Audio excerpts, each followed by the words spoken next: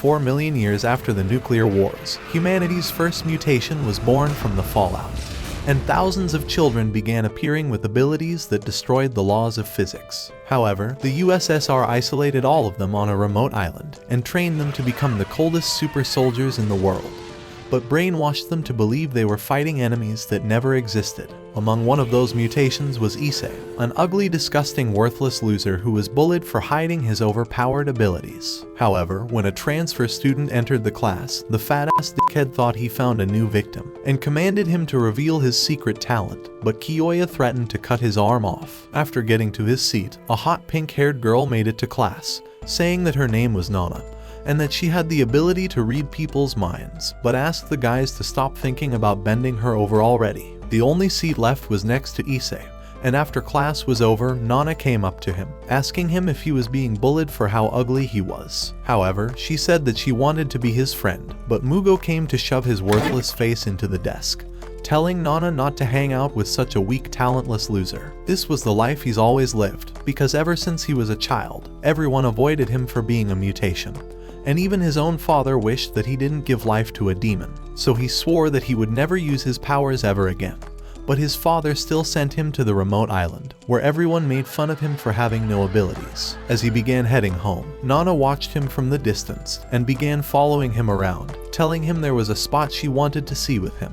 Next to the cliff, Nana wondered why he was hiding his powers, so he lied by saying that it was to remain safe, since there were rumors of the enemies of humanity infiltrating their island. But as he kept talking, a gust of wind rushed towards Nana, pushing her off the edge and ripping the rope beneath her. At the same time, Kiyoya was investigating the two of them, realizing something was off. After being saved, Nana thanked Issei for saving her life, but he never realized that this was all part of her plan. After going back to his dorm, she told him to become the class representative, since she thought he was different from all the others, but he told her to stop talking about being a leader, as she was reminding him of his father. However, she wondered why he hated his father, since his thoughts revealed that he actually looked up to him. But after saying those words, Issei thought it was disgusting how she knew everything about him without saying a word, and told her to leave him alone. That night, he wondered why his life changed so suddenly, as he had never touched or even talked to a girl before in his life. Just like all you losers watching the video right now. Yo, that one there was a violation. Personally, I wouldn't have it. Just then, he heard knocking on his door and wondered why she was in the boys' dormitory.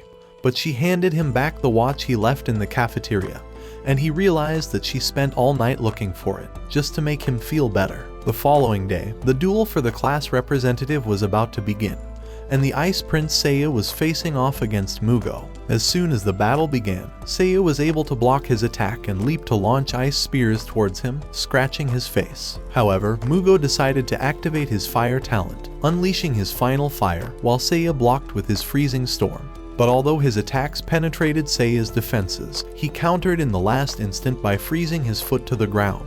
As everyone celebrated, Nana congratulated him on becoming the leader, but Kiyoya stared towards them with gleaming eyes. Seeing the way she cheered for a different guy, he realized that she was just another hoe, but Mugo wouldn't accept being defeated by such a worthless talent, and launched his Giga Inferno towards them. Before it would burn Nana alive, Issei remembered the way he's always been living in fear, but decided that it didn't matter what his bastard father thought, awakening his overpowered skill. Once the fire settled, he apologized for not thanking her the night before, and revealed that he had the ability to neutralize the other mutants' talents. Seeing his powers, she thought he was the strongest man alive, and everyone decided to make Issei their leader. As the sun was setting, he thanked Nana for bringing his powers out, since he was always afraid of his powers ending lives, but realized that he could be saving others instead. Just then, Nana asked him if his powers of neutralizing talents could be used to suppress her mind-reading ability, and wondered if touching her body was the way to make it happen.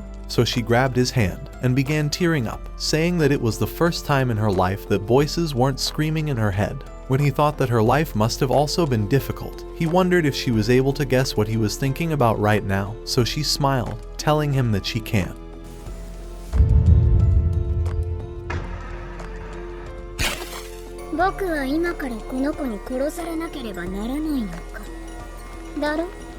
All this time, she knew that he was being bullied since he would pretend to read a book without turning pages, and had called him kind because of the cat scratch on his neck. On top of that, the watch on his hand is how she determined his relationship with his father, since it must have been a gift from someone who cared about him. But since he forgot it, she knew that he had some resentment against the person who gave it to him, and confirmed his hatred of his father by provoking him the night before. In that moment, he realized that she was one of the enemies, but she said that he was the real enemy of humanity, asking him to erase his existence from this world, as she read that he had killed over 1 million people. The following day, she used the phone given to her by the agency, which contained the number of murders each of these mutated children committed, and instructed her to kill all of them. While they were training, Mugo wondered why Issei disappeared as soon as he became a leader, but Nana pretended as if she had no idea what happened.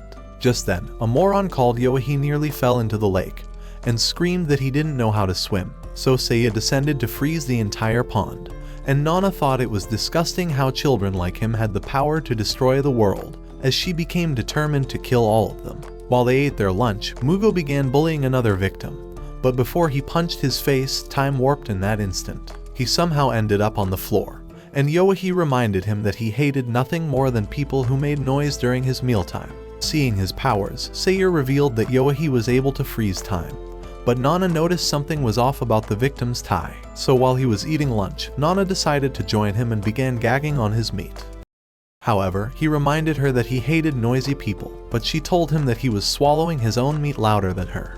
Pause. Looking at the table, she pretended as if she wanted his pickle in her mouth and knocked his cup of water over, but time warped in that instant, returning it back to where it was. As he began breathing heavily, he revealed that this was his ability to freeze time. But she knew he was lying, and asked him what his power really was, so realizing she could read his mind anyway, he revealed that he had the ability to change the past. But she had already known that, since he wouldn't have went out of his way to clean every single water droplet, and knew that he wouldn't have fixed his classmate's tie after he was grabbed. However, he was the worst mutation for her to deal with, and Kyoya appeared in that moment, asking him to go back in time to find out what happened to Issei. This was her greatest fear had come true. But she wondered what he meant by disappearance, since she thought Issei was just sick. However, Kyoya thought he definitely wasn't sick, since their rooms were next to each other, and he didn't even respond when he knocked on his door. At the same time, he remembered seeing him leave school with Nana right before he disappeared, so he asked her where they went, and what they were doing. As she tried to think of a way out of this, she knew that her story would start falling apart, especially if he had an investigative talent. However, she tried to change the subject by asking him why he was grabbing her hair, so he revealed that he felt compelled to grab onto loose ends. Nana wondered if he just called her loose, but tried to throw the suspicion off her, so she wondered if the enemies of humanity were the ones who killed him. Just then, she flanked her eyes towards Kyoya, and thought it was definitely not possible for Kyoya to be one of them. After all, she could read people's minds, and wondered why he cared about Issei, even though he completely distanced himself from everyone else, but Kyoya smiled at them before leaving. Yoahi thought it was strange how he knew they were going to be here, and said they should investigate if he was the one who killed Issei. Although she pretended to be happy, she knew the truth would be uncovered soon. In front of the boys' dorm, Yoahi went back in time and returned a few seconds later, saying that he couldn't see Issei returning back home before collapsing onto the ground. He revealed that the limitation of his talent was how weak it made him, but Nana wondered how she would kill him, since he could just return to the past and kill her instead. So she asked him how far he could go back in time, and when he said that 24 hours was his limit, she thought something else was off, because he could have kept following Issei until he discovered what happened to him. As he kept traveling to the past, Nana knew he was getting closer to discovering the truth. But he thought her ability of reading minds was a problem, since she was able to notice him whenever he traveled back in time. After hearing those words, she realized that him being spotted was sending him back to the present. And although he said she was right, she still had no idea how to kill him off before he discovered the truth. So she tried telling him to wait until tomorrow, but he wondered why she was trying to stop him from finding out what happened to her friend. As she froze, he asked her if she was the one who killed Issei after all. But when they got to the cliff and he traveled back in time, she realized that the only thing she could do was trust in herself. After coming back, he realized they were truly close friends for the way they held hands. So she smiled at him, but realized that her memories were just overwritten. Right before she would kill Issei, she was extremely attentive to her surroundings, and noticed Yoahi in that moment, so she waited to make sure he was gone before pushing Issei off. Thinking she was innocent, Yoahi apologized for doubting her and decided to call it a day. That night, Nana was in the shed looking for shovels before knocking on Yoahi's door in the middle of the night. As they ran through the forest, he wondered why she hid the truth, but she claimed that she didn't trust him yet, so she pointed to where Issei was attacked. She revealed that after holding hands, they began getting chased by a monster to this part of the woods, where they ate Issei, leaving nothing behind. She was too scared to do anything, but thought that Yoahi might be able to save him, since this was where he was eaten. So he decided to try to find a way of changing the past, but as soon as he went back in time, he never returned. Once she was safe, she began digging up the dirt, revealing the frozen pond underneath. Last night, the lake wasn't frozen yet, so knowing that he couldn't swim, along with how tired time traveling made him, she knew he would drown right away. On top of that, no one would notice his body the following day since Seiya would freeze the lake. This careful planning was all she needed to stay undetected from Kyoya's investigations. That same night, Kyoya was back at the cliff where Issei died and decided to leap down into the ocean. The following morning, as Mugo and Seiya began wondering how Yoahi mysteriously vanished, Nana realized they would start to suspect that a serial killer was among them. Just then, Seiya tried cornering Nana to use his best Discord pickup line, asking her if she's a rope because he'd love to hang with her. However, Nana tried telling him that his girlfriend may not be happy about it, and when Seiya wondered how she found out they were dating, she began reminding him that she could read their minds. But Kyoya appeared at that moment, saying that it was obvious that they shared an umbrella, since they were both wet on only one side. Realizing he was trying to ruin her plans, along with seeing the seaweed on his head, Nana decided to ask him if he would eat lunch with her. However, she wouldn't quit and continued tailing him throughout the entire day. After he returned to the dormitory, Nana decided to visit his shack and discovered that he was actually caring for a stray cat. She thought he must be smarter than he looks, so she decided to meet him again, making another attempt to know him. However, this time, Kyoya asked her to become his friend, but she began wondering if he was suspecting her. As he invited her into his room, she realized that he was the typical worthless Reddit Discord mod that only showered once a month, and that his room was more disgusting than your worthless face. So as they started playing a video game, Kyoya told her that he actually intends to make new friends, but asked for her advice in how to get closer to people. After all, she managed to befriend Issei and Yoahi within a few days on the island. But after telling him that he should stop looking like a scary douchebag, Nana began wondering why she couldn't figure out what his talent is. However, as she decided to ask if he was investigating Issei's disappearance, Kyoya told her that his sister went missing after getting sent to this island, so he hopes that discovering Issei's murderer would get him closer to his sister. That evening, as Nana was about to leave, Kyoya showed her Issei's watch and asked if she's ever seen it. Before Nana could think of something to make up, Kyoya suggested they head off to the cliff. After arriving, he began wondering if she hung out with Issei on the night he went missing.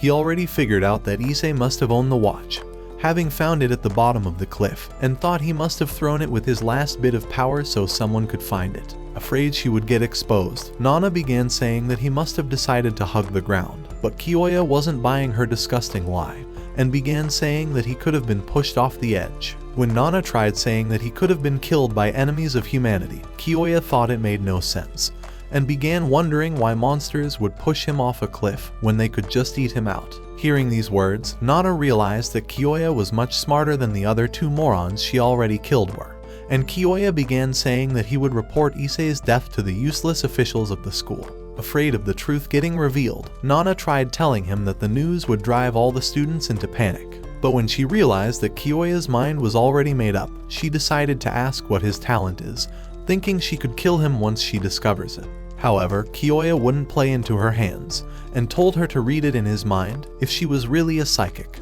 That night in Nana's room, as she made her report to the committee, she began remembering her earlier request to them. Before heading for the island, she had asked that they reveal all the teenagers' abilities, saying that it would help her to create a better plan in eliminating them.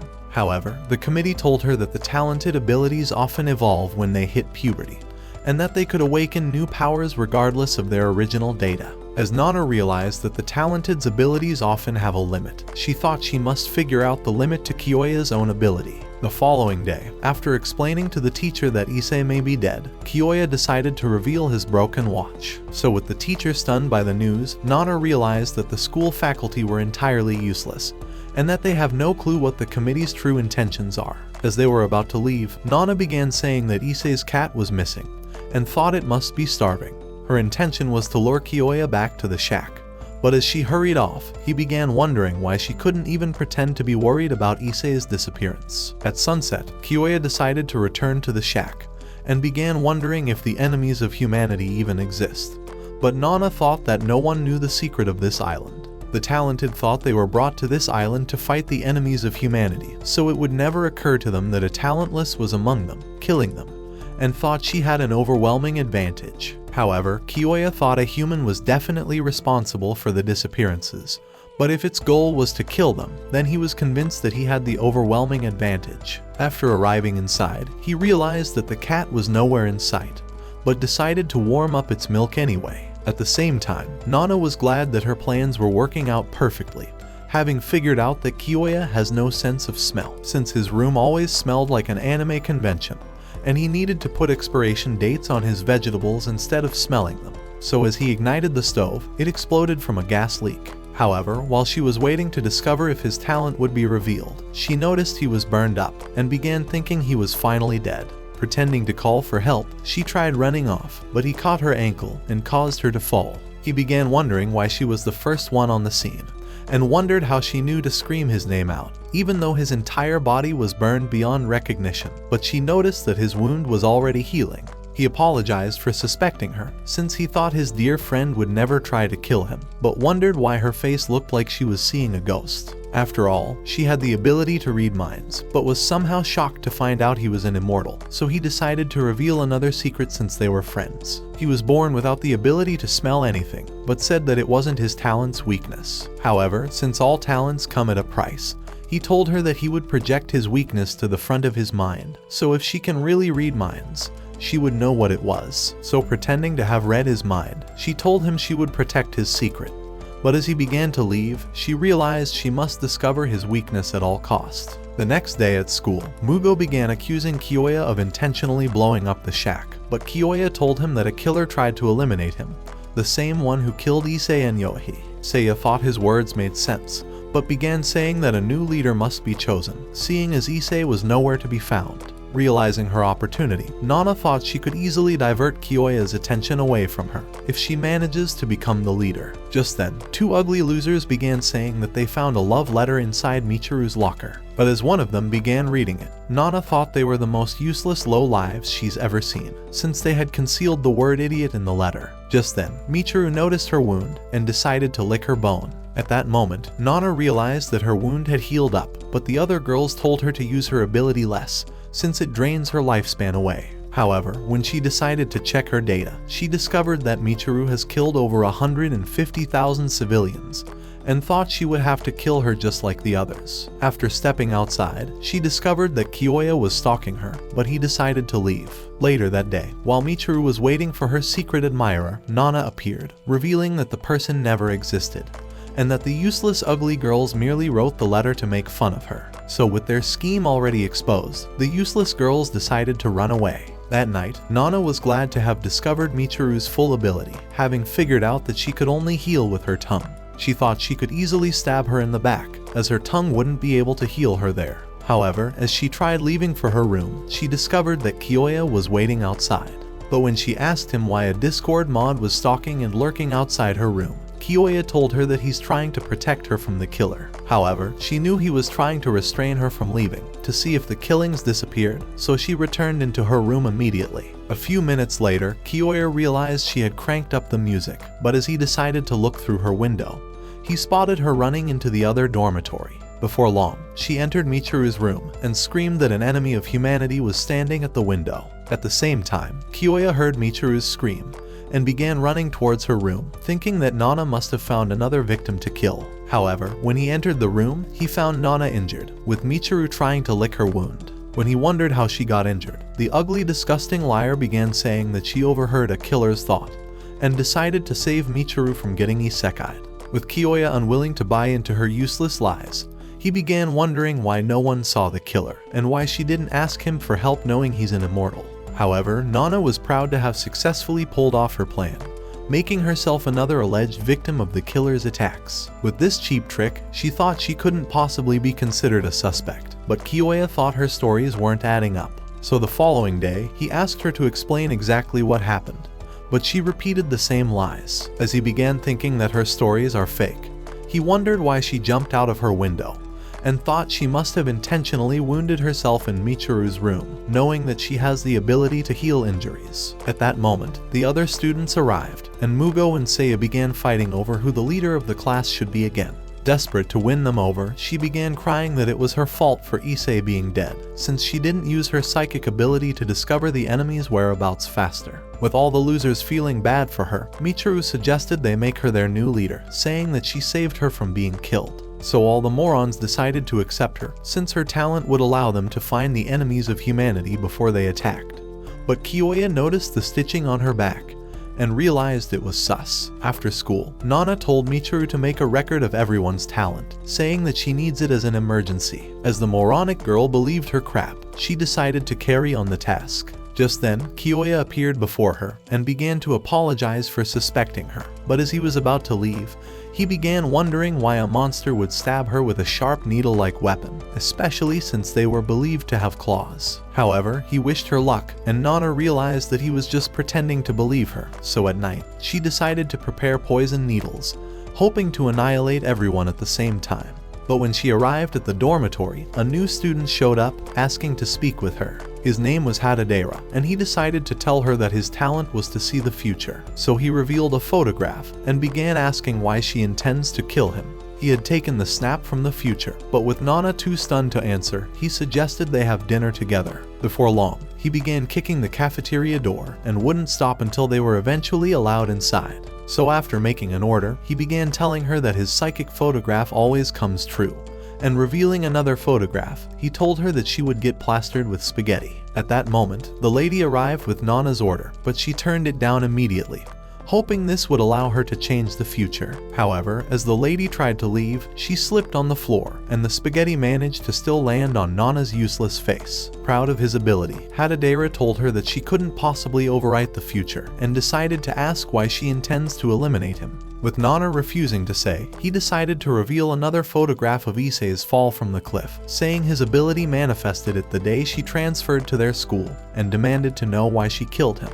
However, at that moment, Nana realized that he doesn't actually intend to reveal the truth to the others, but was only looking to force her into doing everything he wants. So as she told him that she's willing to obey his commands, the ugly loser asked her to become his girlfriend, since he was a lonely virgin his entire life. Inside his dormitory, he decided to make her his private massager, and commanded her to massage every inch of his body. So to discover the limits of his ability, she began wondering if he's ever managed to change the outcome of his premonitions. But he told her that it was completely impossible. Luckily, he wasn't dead in the photograph, and as he thought it was forecasted for 10 p.m. the following night, he told her that every attempt to kill him would definitely fail. With his premonition being a definite assurance of the future, Hadadera was certain that he would stay alive until it comes true. At the same time, Nana began wondering if she could end his life right here, but was afraid that his visions could really be set in stone. However, when she tried to leave, Hadadera commanded her to return, saying that she's now his girl, and that they must begin developing plot like every other couple. But as he passed out, Nana noticed his camera, and decided to stay up all through the night even as he slept. Eventually, she noticed new photographs as they began ejecting, and as she discovered the photographs were actually snapshots of his dreams, Nana realized that he has no control over what parts of the future he sees. For this reason, she thought she had the upper hand, as he couldn't foresee every single thing that would happen. However, there was one photo that she couldn't allow anyone to see, so she took a fake one to replace it, but realized that she must destroy the others before they were found. In the morning, when the loser woke up, he began revealing that he always has 5 premonitions every night, but said that he only found 4 photographs next to his pillow. He thought she must have hidden the last one, and decided to search through her clothes. As he found it, he realized it was an image of Nana's own execution, and was glad that he would end up killing her. So he told her to meet him in the shed at night, hoping to recreate the image. However, after he left, Nana decided to revert his watch, hoping to make him lose sense of time. That night, she arrived first at the shed, but her needles flew under a table. As the ugly loser entered, he grew confident that he would eliminate Nana. So as she tried to strangle him, he managed to remove the rope and punched her to the floor. Looking to end her, he revealed that he already reset his watch, and that she couldn't possibly kill him since his newest premonition forecast that he would end her life at 10 p.m. So with Nana subdued, the moron began thinking it was over, but as he tried feeling her plot, she caught his hand, leaving him paralyzed at that instant. She had managed to pierce him with her poisonous needle, but told him that his photographs truly predicted the future after all. When Hadadera began wondering how it all went wrong, Nana told him that the last photograph was a fake, and that she intentionally lured him here, knowing already that he would let down his guard and grow confident of overcoming her. At that moment, she decided to reveal the actual photograph, but this was the worst part of her entire plan, since Kiyoya and Michiru entered at the same time. As they began wondering what happened, Nana screamed at Michiru to save Hadadera, saying that he fell from an accident. However, Kiyoya wasn't buying her fake tears, and decided to reveal her photograph, saying that they found it inside Hadadera's room. As he demanded to know why she was staying with him, Nana claimed that he had taken photos of her in the bathtub and forced her to become his girlfriend, so Kiyoya wondered if she tried killing him to get her freedom back. However, she revealed that it couldn't be her, since his body had no external wounds, and said that she thought she saw the enemies of humanity. But when Kiyoya wondered how these enemies could kill people without inflicting physical damage, Michiru remembered they had the ability to cast curses to kill their victims. Even so, Kiyoya thought these enemies of humanity had broken abilities, but Nana smiled at him, since they were the ones who could time travel, have immortal lives, and even predict the future. As she began to leave, Kiyoya thought her disgusting face was definitely sus, but Nana's only desire was to retrieve the remaining photographs in Hadadera's room. Before long, she started looking around the room, glad that none of the photographs have been found. But as Kiyoya appeared behind her, she managed to slip them into her bag. When he asked why she returned to this room, she told him that she was gathering all her stuff, but he began wondering why she was still alive when the psychic photograph already forecasted her death. On top of that, he thought it looked like a fake photo since the rope was double wrapped. In cases of murder, the rope is wrapped around once, since the victim is trying to escape as the killer is trying to wrap it, making it extremely difficult to double wrap the rope. As he handed it back to her, he began wondering why she took a photo of herself, but realized that she wanted Hadadera to let his guard down once he began thinking that fate was on his side. After she left, he thought something bad must have happened between both of them, but wished that he arrived sooner to search the room for clues. At Nana's room, when she decided to check the photographs again, she discovered that one of them was missing, and realized that it must be on Hadadera's body. At the same time, Michiru was trying to heal him with her ability, but after realizing that Hadadera's soul had already entered Nirvana, she remembered that her powers could never bring someone from the dead. It was the image of Issei's fall from the cliff, but before her useless brain could figure it out, Nana appeared at that moment, wondering what she was holding. With the moron too slow to discover the truth, she asked Nana what the photo was, so she took it away, saying that it looked like Hadadera never had the ability to see the future. Instead, she said that every photo he took was merely an image of his dreams, and asked her to keep what she saw a secret between both of them. Realizing it meant they were going to be close friends, Michiru promised she would. A few days later, as all the students gathered for Hadadera's funeral, Kiyoya began asking why the school officials weren't trying to investigate his death, but even the teacher had no idea. As Kiyoya decided to take charge, he began saying that Hadadera must have been murdered. But Nana was desperate to protect her secrets and decided to stop him, saying that he would cause everyone to panic. But he told her that he must perform an autopsy on the dead body. Hoping to dissuade him, the psycho asked to talk with him outside. As she began wondering why he wouldn't accept that Hadadera died from an enemy of humanity, Kiyoya thought it was too coincidental for him to die while assaulting her, especially since she was also somehow nearby when his shed exploded. However, she tried to deflect the blame off of her, asking him why a killer would attempt to end his life if he was an immortal. Hearing those words, he realized that she had a point, because since she could read minds, he would naturally be her last target. Without knowing it, he had fallen for her trap, as she was exploiting the premise that only the talented were allowed on this island. Even so, he began returning to the funeral home, determined to make the autopsy, but as Kiyoya opened the coffin, the body rose up on its own, and a kid stepped up to the front. His name was Shinji, and he revealed that he could make the dead confess the truth of their death. With his necromancy power, he said that he could even make the dead walk again. Hearing these words, the others began wondering if this was some horror freak show, but a useless girl appeared at that moment, telling them that Shinji was just a regular guy. However, Shinji began saying that he could see through Hadadera's eyes if he wishes, and could even draw out the memories of his final moments. With a final act of desperation, Nana began screaming that Hadadera's soul would be violated, and that she could hear him screaming from hell. The thought made all the students afraid, and as Kyoya realized they would all start seeing him as the villain, he decided to call it off. Right then, Shinji made him return into the coffin, but Nana already recognized him as her next target. So when they were in class the following morning, she decided to ask the girl where Shinji stays during the day. As Yuka began saying that he was always inside his room, Nana realized they were dating, and thought that she needed to kill both of them off at the same time. So that evening, she started spying on them from behind a tree. But when Kyoya appeared before her and asked her what she was doing, she began saying that she was just going for a late night walk. Stop the cap. Stop the cap right now! With Kyoya already knowing her ugly ass face was lying to him, he began wondering if Shinji was her new target.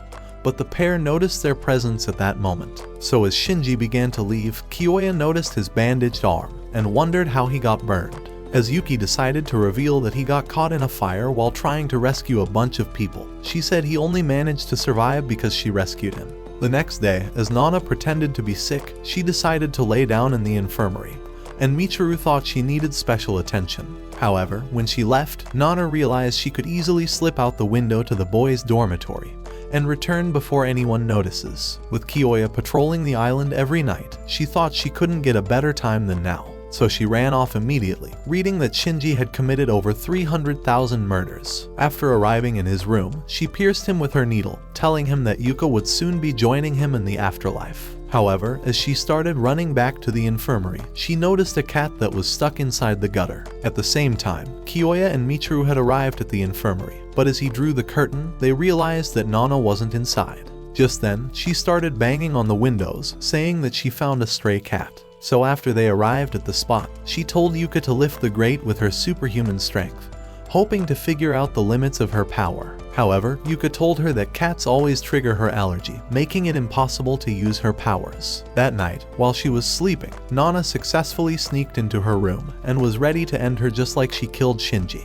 However, a shadow knocked her to the ground, and she realized that she screwed herself over. Through his strong grip, she realized that Shinji was still alive, and that while he possesses the superhuman strength, Yuka was actually the necromancer. At that moment, Nana realized that Shinji had died a long time ago, but that Yuka has been animating his body this entire time. As Yuka found the needle, she began revealing the true story, saying that Shinji actually died inside the fire. But she couldn't live her life without him, so she decided to never allow him to die. When Shinji began suggesting they eliminate her immediately, Yuka wondered if they should spare her life instead. But Nana realized she had split personality disorder and thought Yuka was even worse than her. Just then, Shinji found the rest of her needles, so Yuka began saying that she would expose her secrets to the entire class. But in that moment, Nana decided to reveal that she was the one who killed all of them. But although she was a murderer, at least she didn't toy with the bodies of the dead. Even though Yuka knew the truth, Nana began saying that the others would believe she's innocent once she tells them that Yuka captured her while she was on a night walk. But when Yuka tried saying that Shinji was a witness of her attack, Nana told her that she would reveal he's a corpse, and that she has been animating his body. With Yuka growing reluctant to reveal the truth, Nana suggested they keep each other's secrets, and in addition, promised to reveal Shinji's thoughts. Tempted by this offer, Yuka decided to set her free, but Nana realized she has successfully outsmarted her. As she pretended to read Shinji's thoughts, she told her that Shinji's soul wants to kill Nana, but ran away immediately. As Shinji thought her words made sense, he began suggesting that they kill her, as Yuka could easily animate her body once she was dead, and could use her powers to read his soul whenever she wants. Thinking it was the best plan in the world, Yuka agreed that they hunt her down immediately. However, Nana was glad that she managed to lure her outside, but as Shinji noticed her presence, she began running off. By the time Yuka and Shinji arrived in the forest, Nana began asking Yuka if she animates Shinji's body with her ugly necklace, so Yuka decided to reveal that she could only animate a body when she acquires a piece of their property. As Yuka shined her light into the bushes, she realized that Nana wasn't there, but when Nana leaped from behind to snatch the necklace, Shinji appeared to strike her, but she shoved Yuka away and ran off into the darkness. She began wondering how she could snatch the necklace and noticed she was being followed, but wondered how Yuka was trailing her in the dark. Just then, a zombie appeared before her, trying to capture her, but she managed to escape. However, more zombies appeared at the same time, so Yuka revealed that she managed to animate the other bodies that were buried on the island. Luckily, Nana managed to escape from them, but after noticing another zombie, she started running as fast as she can. Eventually, she arrived at a cottage and realized that the door could only be locked from the outside. So deciding to test Yuka's weakness, she began hammering the door, looking to seal herself inside. But as Yuka and her dead men arrived, Nana ran inside instantly. However, as Yuka began thinking it was a trap to separate her from Shinji, she decided to animate the dead bodies inside, and they appeared behind Nana at that instant. Luckily, the sun began to rise, and as all the zombies passed out, Nana realized that Yuka's weakness was being able to only animate the dead bodies at night. Looking to trap her inside, Yuka decided to lock the door, saying that she would return at sunset. But Nana nearly stabbed her face. At class, Kiyoya decided to ask her if she spotted Nana, but Yuka told him that she didn't trap her inside a cottage or anything like that. At the same time, Nana had dressed up one of the zombies to look like her, and when the night arrived, Yuka stood in front of the cottage with her zombie squad. But when she opened the door, they realized that they couldn't find Nana anywhere, until Yuka found her body lying dead on the floor. But as she picked up her head, she realized that she had tricked them, and screamed at her zombies to search around the forest, but they found no traces of her. When it was morning, Yuka began returning with her corpse, but as she arrived at the dormitory, Nana appeared behind her and knocked her to the ground. As she pulled out a paper from her pocket, she revealed that her necklace wasn't the thing she used to animate Shinji, since she was trying to protect her pocket instead of her necklace the night before. So she told Yuka to follow her, hoping to draw no one's attention. After arriving on the cliff, Yuka began wondering if she had a different talent for escaping the cottage. But Nana told her that she walked out through the front door. She had pretended to seal herself inside before Yuka's arrival, but actually unscrewed the hinge before plastering the surface with a tape. This managed to conceal her plan, but Yuka had thought she was trapped inside. When Yuka wondered why she allowed herself to get sealed inside, Nana revealed that she intended to figure out if she could animate her corpses even during the day. She had carefully laid down her plans, and had decided to attack her when all her zombies had passed out. Realizing it was over for her, Yuka started begging for forgiveness, but asked Nana to return Shinji's piece to her. However, as Nana told her to return her needles first, Yuka did so immediately, but soon discovered that she already threw the paper into the water. This realization made her lose her mind, but Nana began wondering if her earlier story has a single truth in it. However, Yuka began saying that she has no memories of Shinji, but Nana realized that her entire story was fake, and began asking why she only has a ripped piece of paper as Shinji's relic rather than a significant possession. At that moment, Yuka grew afraid that her secret was getting exposed, so she confessed that she actually started the fire to ruin Shinji's date with his true lover. The real Shinji had hated her, but she was bent on having him, and had decided to animate him after causing his death. As she kept on talking, Nana used her needle to end her miserable life, but once she was gone, she wondered why she hung on to the piece of paper rather than throwing it out right away. After all, Yuka had killed over 500,000 people, and Nana wondered if some part of her wanted to spare Yuka, throwing away the paper. So without wasting any time, she pushed her body into the water and noticed that Shinji's body was now starting to rot. After returning to the forest, Nana began wondering if she should have spared Yuka's life after all, and used her powers to unravel how the other corpses were killed. However, as she decided to forget about the corpses and focus on her mission, she eventually came across Habu in the bushes, but the useless bitch nearly wet herself. When Nana wondered why she was lurking around the bushes, Habu told her that she was looking for snakes,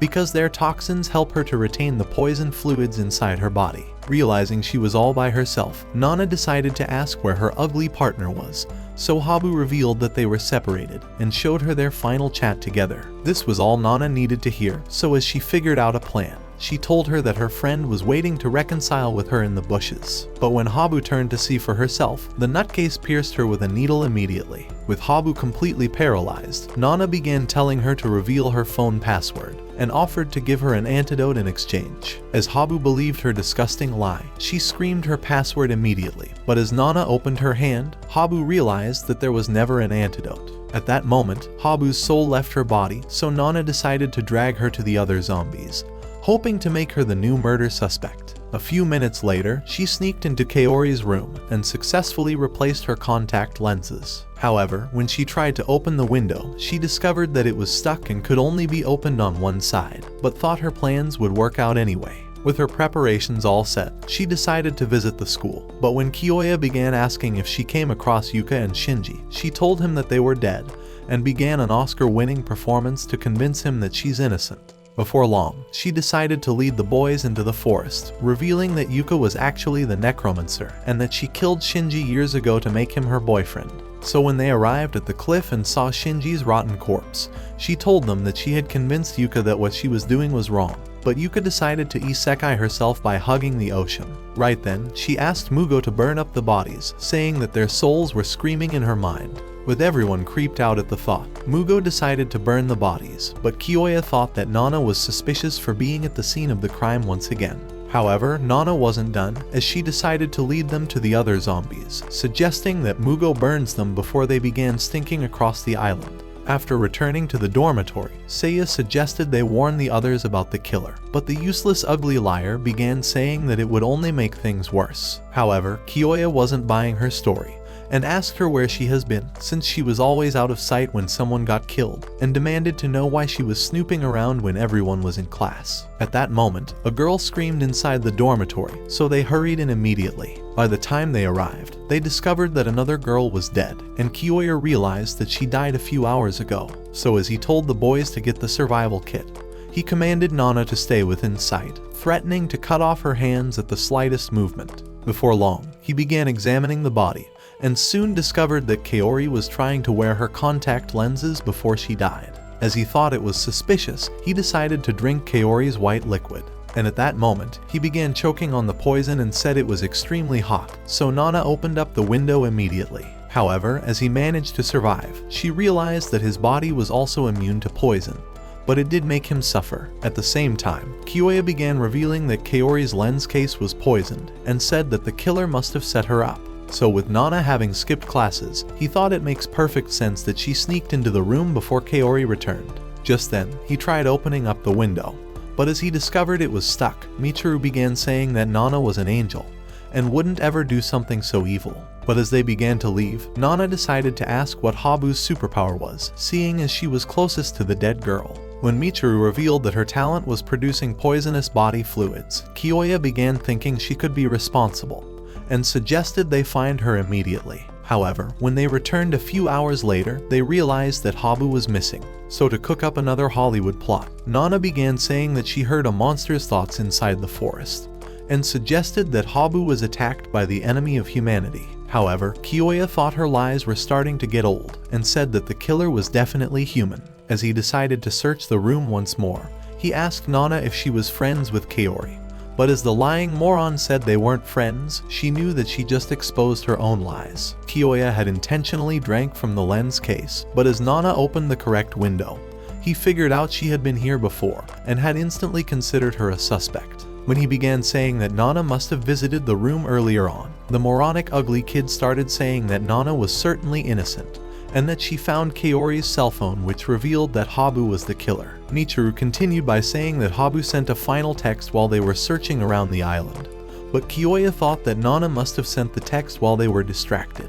All her cooked up stories wouldn't persuade him into believing she was innocent, so he told Michiru to stay away from her immediately, saying that she's the actual killer. At that moment, the others arrived, and as Kiyoya thought he got a perfect audience, he decided to reveal everything that happened, and said that she must have killed Habu before arriving at school to pretend that she's innocent. He had kept his eyes on her the whole time, and figured she suggested they burn up the bodies just so they wouldn't discover that Habu was dead already. On top of that, she had stolen Habu's phone, and he thought she must have secretly sent the text to lure Kaori into wearing the lens. Desperate to save her lying ass, Nana began saying that she couldn't have possibly sent any texts. But Kiyoya thought her lies were getting useless, and said she could have easily read Habu's thoughts and stolen her phone password. At that moment, Nana knew she was screwed, but Kiyoya wasn't done. So as he drew closer to her, he began wondering if she was still in possession of Habu's cell phone, having already noticed she was hiding an item inside her clothes. As he decided to search her pockets, he realized they were all empty, but Michiru thought she was innocent, and began saying that Nana isn't the killer. No one realized that Nana had actually left the phone with the zombie, hoping that its melting body would tap the send button. And luckily, it worked out exactly as she planned. But Michiru began asking Kiyoya to apologize to her, saying that his accusations have left her traumatized. So as Kiyoya grew ashamed, he decided to apologize for calling her a suspect. But as Nana realized the opportunity, she began saying that Habu's soul was calling for peace and asked that they never suspect each other again. Somehow, the brain-dead morons accepted every word she said, and she told them to make a report of everything that happens. To gain their trust forever, she decided to shake Kiyoya's hand, but he knew that something was definitely wrong with her. That night, as she pretended to guard the dormitory, Michiru appeared before her and began calling her a hero. So as she sat next to her, she offered to watch over the dormitory instead. But Nana began wondering if she was doing the right thing. While she was pretending to sleep, Michiru began asking why she couldn't read her thoughts, and immediately held a box cutter to her throat. She demanded to know what her real power is, so Nana began saying that she could release poisonous fluids from her body, but Michiru was already sick of her recycled lies. Just then, as she noticed Michiru was distracted, Nana managed to seize her hand, causing the box cutter to fall off. But Michiru had expected this, and began saying that Nana must have been trained as a special agent. Just then, two girls appeared outside, so Michiru pretended they were having a regular conversation, and decided to head inside. At school the next day, Michiru returned again, saying that she brought Nana a present, but asked her to guess what was inside. Sensing it was a trap, the ugly liar began saying that her telepathic brain was on a break, but Michiru told her that she would return.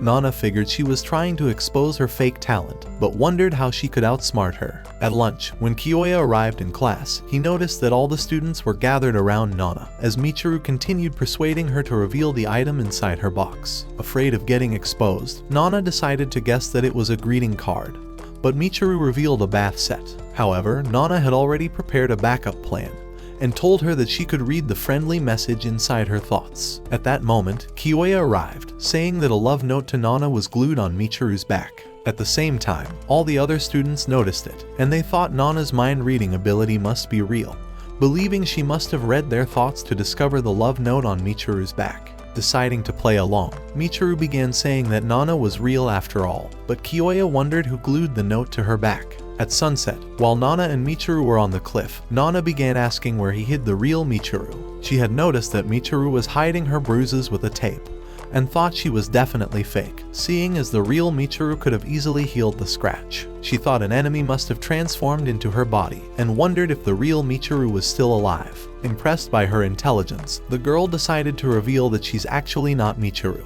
but that she had taken her form just to discover who Nana really is. At that moment, he revealed his true form, and introduced himself as Jin, saying that he was a former student in the school, but asked to speak with her privately. After arriving inside his cave, he began saying that he's seeking an ally, and that the zombies Yuka summoned were his old friends that died 5 years ago. When Nana began wondering who he really is, Jin revealed that he was the stray cat whom Kiyoya was feeding milk. But in hopes of hearing her own secrets, he decided to reveal everything that happened 5 years ago. When they were first brought into the island, they had noticed that their friends were going missing, so they began killing each other in a desperate attempt to become the leader. Eventually, they would split into factions, and started warring across the island. They were deluded into believing that they were all enemies of humanity, and even after the officials abandoned them, the leaders of the factions decided to continue the war. After everyone was dead, he decided to return home, but soon discovered that government agents were trying to end him. So as he managed to escape, he began observing the island, having suspected that the government were trying to eliminate the Talentids. Just then, he began choking, so as Nana revealed that she already slipped poison into his tea, his soul left his body instantly. Proud of her success, she decided to report his death to the committee, but Kiyoya took her phone immediately, realizing it holds all her secrets. At that moment, Nana realized she was screwed, but soon discovered that Jin was alive, who had already taken Michiru's form. So as he began to reveal his intentional slip-ups, he told her that he can use the powers of anything he transforms into, and that he managed to survive the past war because of this broken ability. However, Nana thought he was the real enemy of humanity, and realized she couldn't allow him to survive. As Jin wondered who she was trying to call, Nana discovered that her foot has been frozen to the ground, but thought she could still outsmart him. So she told him to transform into her body and use her memories to discover the whole truth. However, as he began reading through her diary, she managed to free her foot from the ice and hurried out of the cave. But as she began running towards the forest, hoping to reveal Jin's identity to the others, she noticed Mugo approaching her with a massive fireball. Before she knew it, he blasted her with the fire, nearly obliterating her worthless body. But when it was over, Jin decided to apologize for nearly roasting her body, and revealed that he could hardly control his powers after transforming into another being. He told her that he wishes to know her better and asked about her childhood, promising to spare her life if she reveals the whole truth. Having no other choice, Nana began revealing her past, saying that her parents were murdered when she was a kid. She thought the killer was an enemy of humanity and had been traumatized by the memory ever since. However, having lost all her strength, she began to slip into unconsciousness. But just before she passed out, Jin began telling her that the Talentids were being abandoned and untrained. It was only a matter of time before they began to lose control of their powers and start to unleash their killer instincts all across the island. The next day, when Nana woke up, she realized that she was back inside her dormitory, and Michiru was glad to see her awake. As Nana wondered how she managed to return, Michiru told her that she found her body outside her room, but she realized that Jin must have brought her back. As Michiru began wondering how she manages to keep fighting on her own, the memories from her childhood flashed across her mind. And as Nana told her that she isn't afraid of anyone, she realized that she had accidentally broken character. However, she decided to reveal that her parents were killed by the enemies of humanity, and that the memories were haunting her thoughts. Hearing her words, the ugly moron began to cry, apologizing for accidentally triggering her trauma. But Nana knew she was just another useless ugly loser who would soon be sent to Nirvana. Now listen! That's called motherfucking bars, nigga! You know nothing about that! She thought Michiru would equally have her own dark side. After all, she had killed over 150,000 people, and decided that she would eliminate her once she discovers that she's just another deranged killer. Right then, she realized she could sell her sob story to gain support in the future, so she began saying that she was responsible for her own parents' murder, having accidentally opened up the window for the enemy. But after realizing that Michiru had already forgotten about breaking her character, she pretended to be too sick to continue. That night, during the funerals, the teacher told Kiyoya that the classes would be cancelled until the murder case was solved. But Kiyoya demanded to speak with the higher-ups, saying that he intends to give them a piece of his mind. At the same time, Nana's old memories were starting to return, but she soon noticed that Michiru was beginning to grow weak, and thought her powers were starting to shorten her lifespan.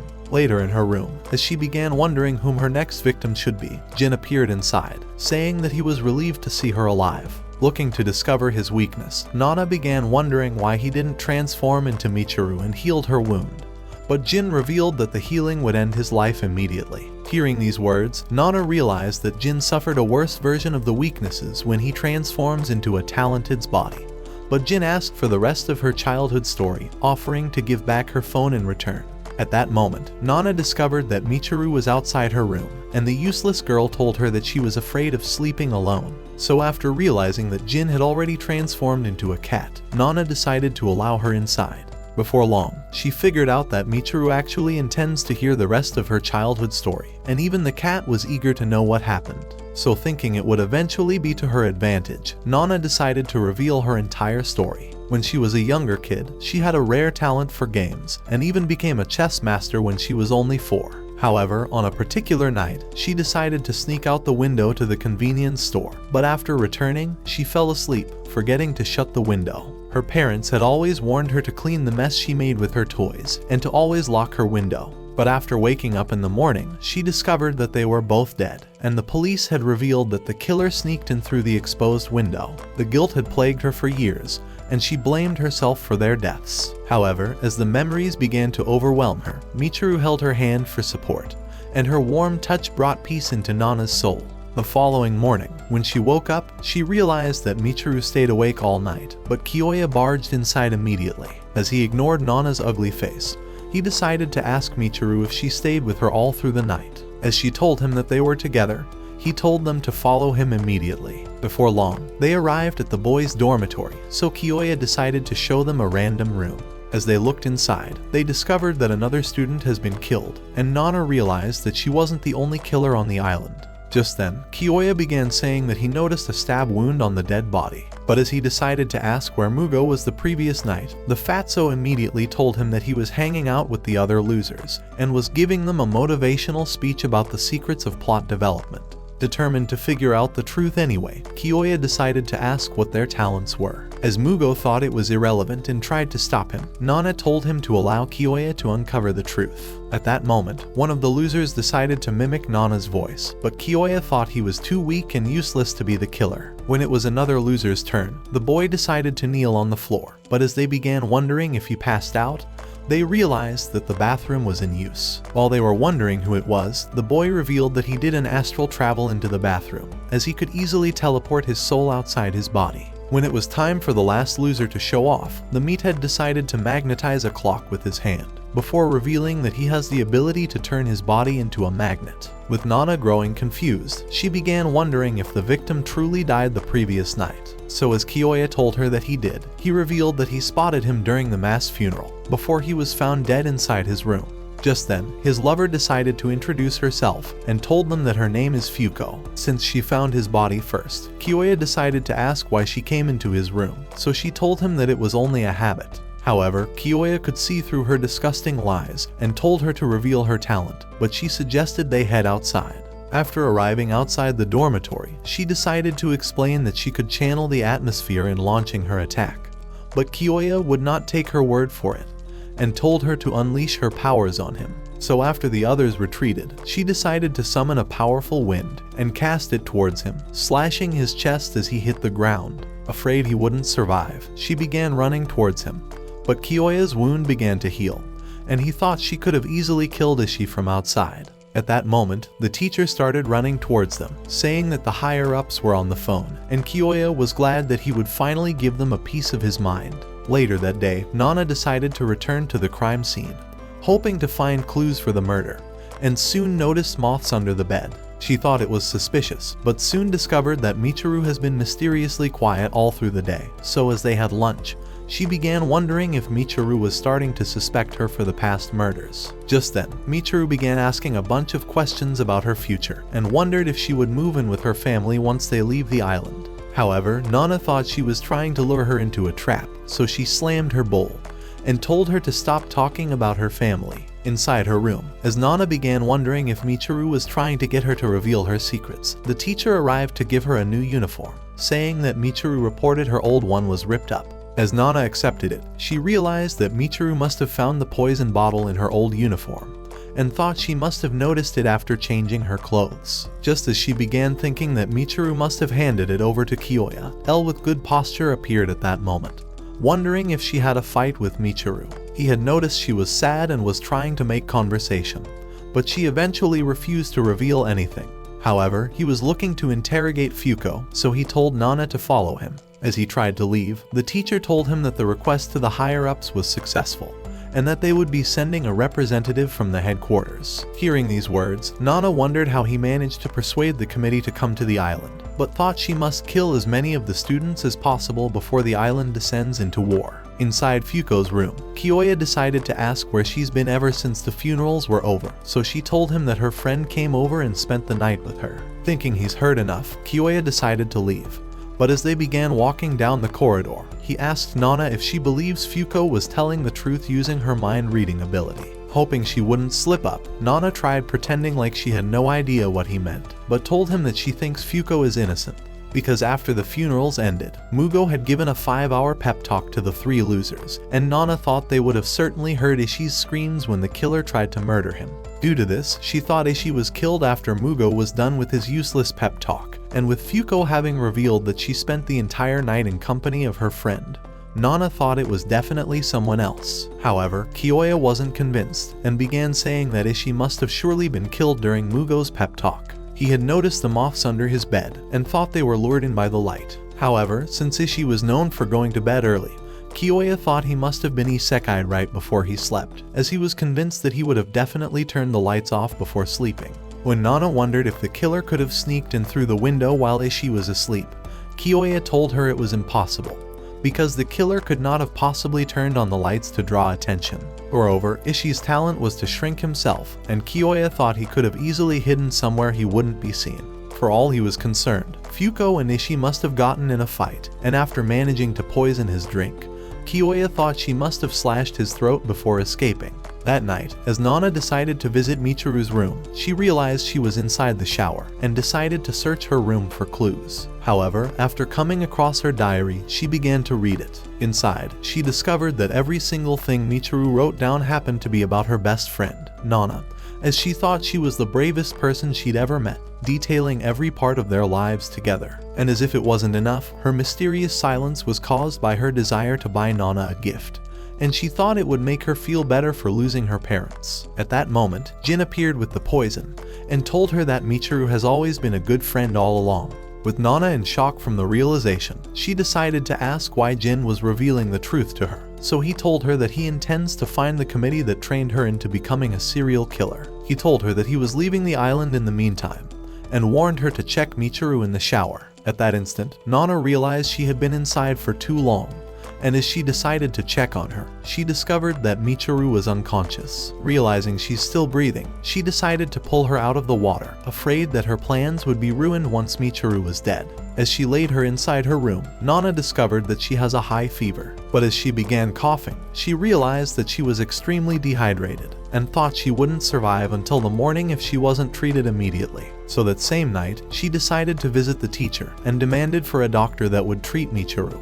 But he told her that the doctor had left the island. As Nana noticed that the other teachers were missing, he told her that they had already gone to the teacher's faculty, because even they were scared for their lives. So having no other choice, Nana decided to ask for Kiyoya's help.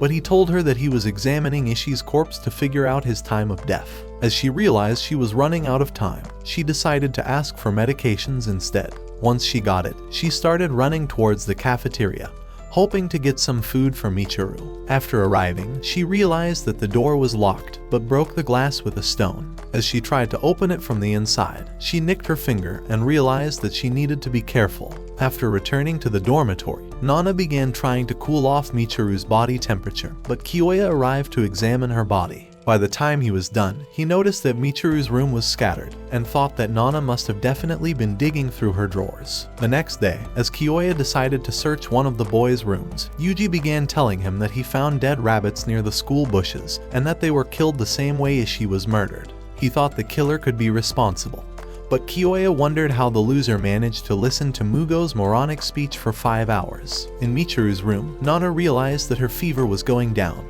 and was glad that the girl would survive after all. At that moment, Fuko entered the room, and began asking if Michiru's wound was starting to heal. But Nana thought she was suspicious, seeing as she never told her that Michiru was sick. Even so, Fuko wouldn't give up, and offered to watch over Michiru in the meantime, suggesting that Nana gets some rest. But Nana told her that her ugly blind face deserves to be laid to eternal rest. You're a victim! Realizing her words were as useless as her face, Fuko decided to leave, but Nana began wondering if Michiru was a witness to Ishii's murder, and thought Fuko was seeking the right opportunity to silence her forever. The following day, as she eventually woke up, Michiru revealed that she fell sick after healing a wounded cat, and Nana was glad that her friend didn't end up dying. Thinking she needed to rest, Nana told her to lay in bed, offering to serve her tea. But as Michiru noticed her nicked finger, she tried to lick it, but Nana moved away immediately, accidentally throwing off the kettle. As she thought Michiru's health would grow worse, Nana screamed at her to prioritize her own life. Meanwhile in the forest, Jin noticed a dead rabbit, and decided to ask a mysterious shadow why he was killing the animals. The same loser had killed the stray cat that Michiru managed to heal, but as Jin thought it was getting out of hand, he told him to stay away from the forest. At the dormitory, Kiyoya came across Rentaro, and began asking who Ishii really was, but as he started saying that he was the best dude with the smoothest pickup lines, he drastically turned sad, and Kiyoya realized he was hiding his true feelings. In Michiru's room, as they began having lunch, Nana realized she was losing time, and thought she could easily kill Fuko, and persuade everyone into thinking that she isekai'd herself. Looking to utilize the rest of her time, she tried to leave, but Michiru asked her to stay, saying that she was afraid of staying alone. However, Nana thought she would be considered a failure once the committee got involved, and decided to leave anyway. As she was heading to her room, she thought her master would hate her for developing a bond with a talented, and thought she must kill everyone as soon as she could. However, she eventually returned to Michiru's room, and decided to ask her why she tried to heal the useless girls who bullied and teased her with the fake love letter. So Michiru told her that everyone deserves to be saved, and said that she was willing to show everyone kindness. Just then, Nana remembered a name called Hitomi inside her diary, and decided to ask who she was, pretending to have read it in her thoughts. So as Michiru fell for her worthless lie, she told her that Hitomi saved her life, and decided to reveal the story. When she was much younger, she got bullied at school for healing her crush, and was eventually shunned like a plague. However, one day, after healing a puppy, a new girl appeared and thanked her for saving her dog. Her name was Hitomi, and ever since, she had become her guardian angel and threatened to beat up all the bullies. And as days passed, they started having lunch and even hanging out after school. But when Hitomi mysteriously vanished, Michiru thought she abandoned her. But one day, Michiru passed out at a hospital, and as Hitomi visited her, she decided to reveal that she has been sick with cancer. While at school, she had pretended to be fine, but had decided to quit after her health grew worse. The revelation made Michiru sad, but after a few weeks, she discovered that Hitomi had passed away, and felt useless for being unable to heal her. This was the reason she always wanted to heal everyone, and she was willing to sacrifice her own life for others. At that moment, Nana was completely speechless, but as Michiru wondered if she got possessed by a ghost, she decided to leave immediately. However, once she was outside her room, she broke down on her knees, realizing that Michiru was a kind, innocent soul, and wondered how it was possible that she killed 150,000 people. Inside her room, Nana's old memories began to return, and she remembered that everyone had blamed her for the death of her parents. Just then, Michiru entered and began telling her to search through her memories. She was convinced that Nana wasn't the cause of her parents' death, and told her to try and remember exactly what happened on the day she found them dead. Right then, Nana remembered that she didn't trip in the morning, and Michiru revealed that her parents cleaned her room by the time she woke up, and even locked up her window when they were done, since they always reminded her to do that. At that moment, Nana realized she wasn't the reason her parents died after all, but as she tried blaming herself anyway, Michiru hugged her immediately. Right then, Nana realized that she has been worried about her these past few days, and that she was always in deep thought to prove that Nana was innocent. When Michiru began telling her that she intends to buy her a gift, Nana began wondering if she truly deserves her friendship. The next day, as they decided to shop for gifts, Nana noticed a beautiful pen, and began wondering if it would make a lovely gift. But as Kiyoya appeared behind her, he started saying that he needs her help to capture the killer. He thought it was only a matter of time before the psycho begins to search for a new victim, and thought it could be any of them. At sunset, Nana and Michiru started returning to the dormitory, but as Nana decided to give her the pen, Michiru told her that she also bought her a gift. So as Nana slept that night, she cuddled the gift and was excited about her new friendship. But Jin appeared at her window. When Nana wondered why he returned to the island, he began telling her that Michiru is in danger, having been lured towards the sea by the killer. Realizing her first real friend was about to die, Nana hurried out immediately. But after arriving outside, she realized that she was better off asking for Kiyoya's support. Meanwhile, in the forest, an invisible hand sliced Michiru across the face, but when she wondered who it was, the invisible man told her that he came to kill her. At the same time, Nana was running towards the sea, but as her master called her at that moment, asking about whom she intends to kill next, Nana realized she was screwed. However, she managed to pretend that she was on the hunt for another victim, and after the call was over, she began thinking that she should abandon Michiru, since she was another talented she needed to kill eventually anyway. In the forest, Michiru was running for her life, but was eventually shoved towards the cottage. However, she thought that Nana would come to save her, but the invisible man thought that she would never do that, since she was always lying, and decided to end her life.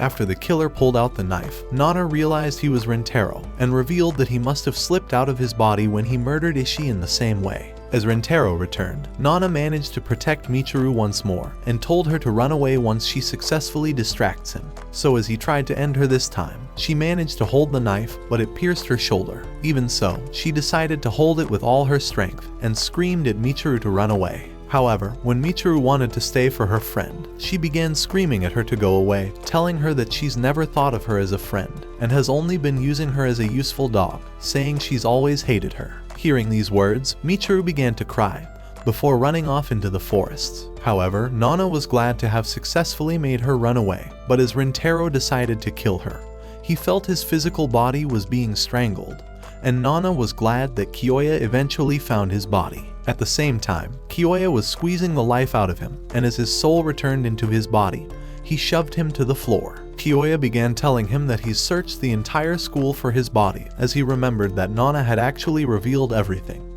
even suggesting he finds his body. And after he noticed that she was really worried about Michiru's safety, he had agreed with her plan, but wondered if he would ever uncover Nana's own crimes. At the cabin, Nana laid unconscious on the ground, having been brutally wounded by Rentero's knife, and as she realized that her soul was about to leave her body, all her previous murders began flashing across her mind. She thought she deserved to die, and was glad that she would be reunited with her parents' souls. However, as she grew sad that she would lose her newfound friendship, she realized that Michiru had returned to her side, and was sad to see her slipping away.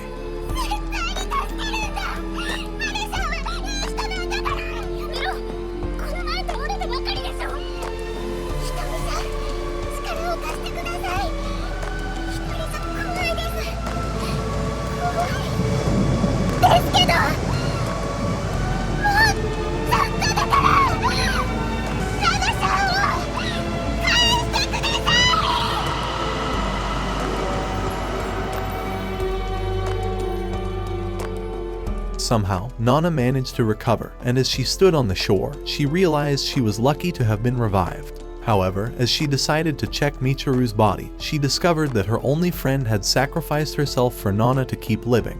The memories of their time together began flashing across her mind, and as Nana began to cry, the only thing she could scream was the word no repeatedly. Watch this next video. Till next time, my fellow legendary plot masters.